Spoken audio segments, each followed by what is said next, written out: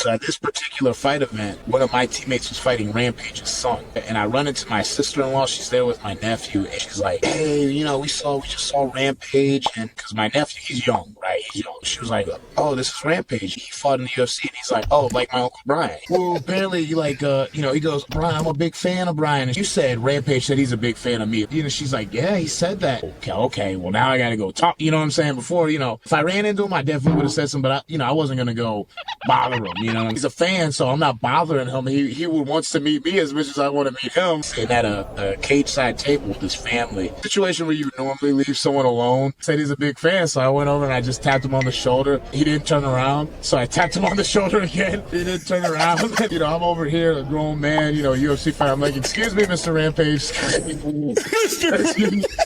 me, Mr. Rampage. And he turned around, just like nodded, and then turned back around. Yeah, he has no idea who I am.